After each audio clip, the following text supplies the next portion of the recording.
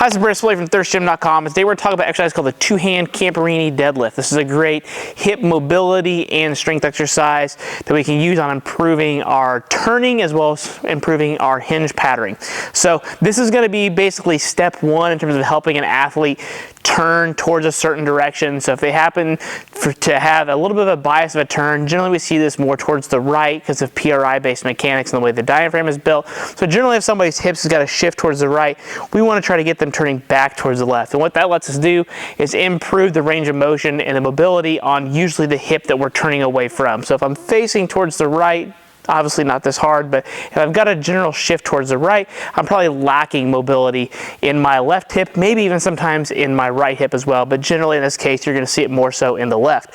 So what we're going to do is we're going to take a kettlebell and we're going to use this as a way to introduce turning to either a new athlete or a new client, and then the regular Camporini deadlift, which would be with one arm, is a little bit more of an advanced progression and it's going to help that turn happen a little bit further, and we'll have that in a separate video. So I've also got a plate here as well so that I can provide some heel contact. So generally when this happens, we'll find that the pelvis is anteriorly oriented, or what people call an anterior pelvic tilt. And so what that means is that usually we're going to lose some internal rotation on this hip. So by having our left heel elevated, that kind of pulls our left hip underneath us a little bit more so that we can try to access that internal rotation as we go to turn into it and then create more space on the backside, which is what we're really trying to get from this exercise.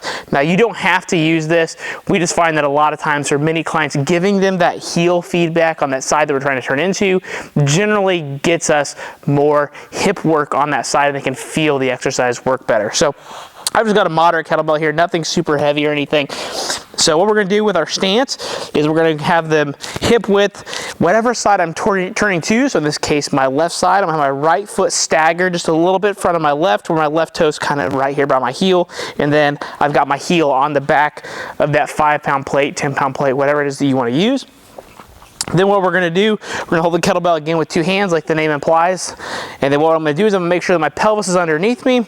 And then I'm going to turn this kettlebell towards my left side. As I do that, I want to make sure that my left foot stays pronated in. I don't want to let my foot rotate out. That's going to be the first thing that they're probably going to try to do, or have their knee even start to turn out as well.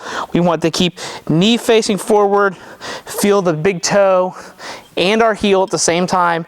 And I'm going to breathe in, and as I exhale, I'm going to turn this way. I'm going to try to bring the kettlebell almost right over my pinky toe here, and then I'm going to turn back.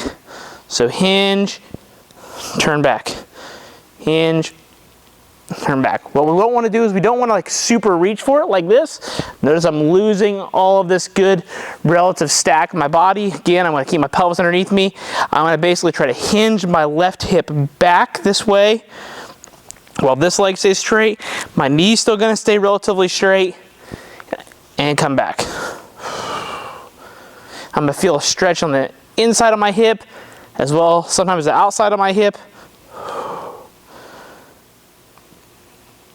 And it's just a gentle turn. So as you can see, this part of my body is facing this way, and then this part of my body is still facing straight. So that's going to help me improve my range of motion here on this left side. And then obviously I need to do the same thing on this side. I could do it that way. Now, when it comes to program, like we said, with the PRI stuff, generally we're going to see this more on the left side. So don't feel afraid that you just program this on a left side only.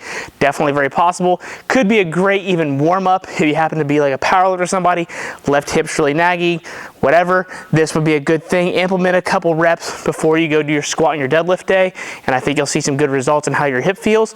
But if you generally want to program it as just a general exercise for like a personal training client, generally what we do is we usually do 8 to 12 reps on a side.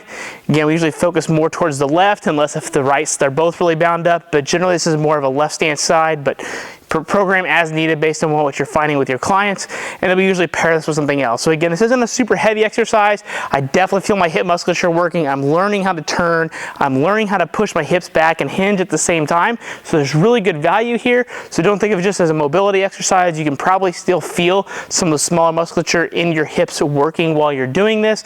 It's just not a big bang for your buck exercise like a regular RDL or anything like that. So if you got any questions about the exercise, please feel free to leave them in the comment section. Thanks. Have a great day.